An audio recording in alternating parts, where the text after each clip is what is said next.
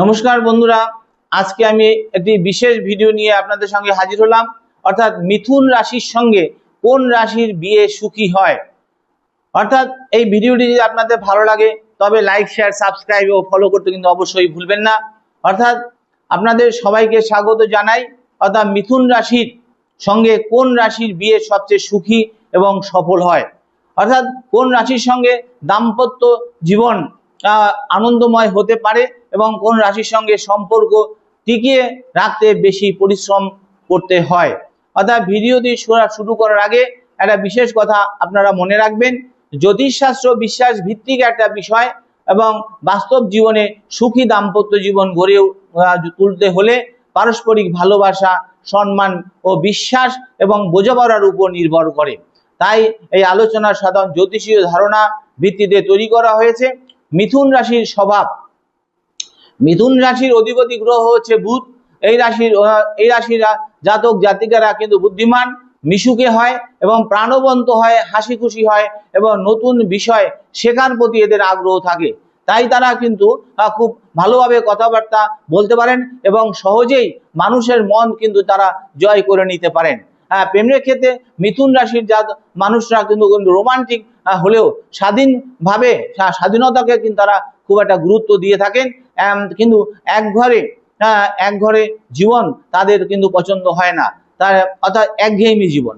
এবং তাই এমন জীবন সঙ্গী দরকার যিনি বন্ধুর মতো পাশে থাকলে নতুন অভিজ্ঞতা ভাগ করে নেবেন। এবং তবে এবার তুলা রাশি সঙ্গে মিথুন রাশির জীবন সঙ্গী কেমন হয় সে সম্বন্ধে আলোচনা করছি। মিথুন আর তুলা উভয় কিন্তু বায়ু তত্ত্বের রাশি, তাই এই দুই রাশির মধ্যে বোঝাপড়া খুব ভালো হয়। তাই তুলা রাশির মানুষ শান্ত এবং ভারসাম্যপূর্ণ এবং সম্পর্ককে গুরুত্ব দিয়ে থাকেন। তো অন্যদিকে মিথুন রাশির মানুষ প্রাণবন্ত ও বুদ্ধিমান। এই দুই গুণ একে অপরকে সম্পূর্ণ করে তোলে। এই দম্পতির মধ্যে বন্ধুত্ব, ভালোবাসা এবং সম্মান দীর্ঘদিন বজায় থাকে। তাই জ্যোতিষশাস্ত্রে এই দুই জুটিকে অন্যতম সেরা জুটি বলা হয়। এবার তারপরে কুম্ভ রাশির সঙ্গে মিথুন রাশির আধুনিক ও সফল সম্পর্ক। অর্থাৎ মিথুন ও কুম্ভের মধ্যে কিন্তু মানসিক মিল অত্যন্ত শক্তিশালী। দুজনেই কিন্তু নতুন চিন্তা, নতুন কিন্তু আইডিয়া এবং স্বাধীন জীবন পছন্দ করেন।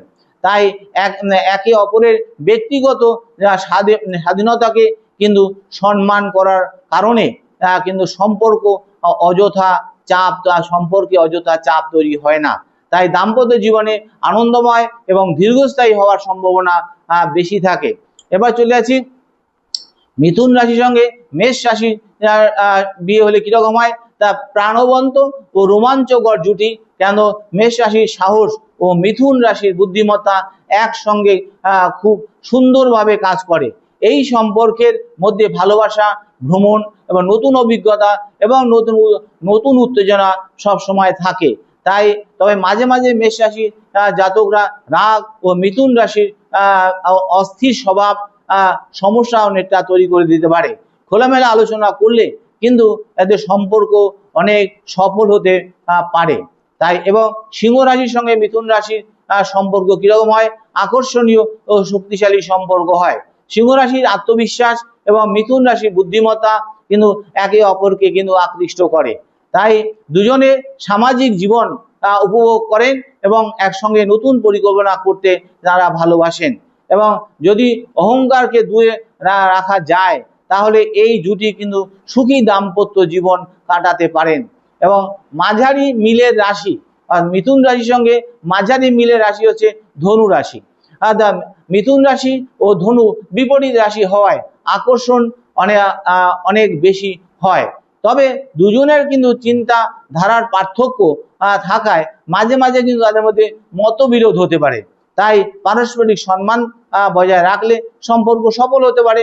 মিথুন রাশির সাথে মিথুন রাশি যে বিয়ে হয় তাই দুই মিথুনের সম্পর্ক খুব আনন্দময় হয়। তবে দুজনেই যদি সিদ্ধান্তহীন হন তাহলে কিন্তু ভবিষ্যতে সমস্যা দেখা দিতে পারে।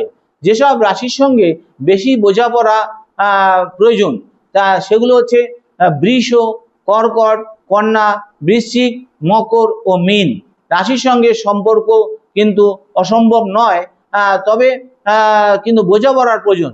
তবে স্বভাবগত পার্থক্যের কারণে ধৈর্য, যোগাযোগ এবং পারস্পরিক বোঝাপড়া বেশি দরকার হতে পারে। এবার মিথুন রাশির জন্য সুখী দাম্পত্যের পরামর্শ হচ্ছে অযথা সিদ্ধান্ত কিন্তু পরিবর্তন করবেন না। জীবন সঙ্গীর অনুভূতিকে গুরুত্ব দিন এবং সম্পর্কের মধ্যে বিশ্বাস বজায় রাখুন এবং বেশি সময় একসঙ্গে কাটান। গুরুত্বপূর্ণ বিষয়ে খোলামেলা আলোচনা করুন। আর হচ্ছে ছোটখাটো ভুল বোঝাবুঝি দ্রুত মিটিয়ে নিন। এবং শেষে বলছি যে জ্যোতিষশাস্ত্র অনুযায়ী মিথুন রাশির সঙ্গে তুলা রাশি, কুম্ভ রাশি, মেষ রাশি এবং সিংহ রাশির সঙ্গে সবচেয়ে সুখী ও সফল দাম্পত্য জীবন হওয়ার সম্ভাবনা বেশি।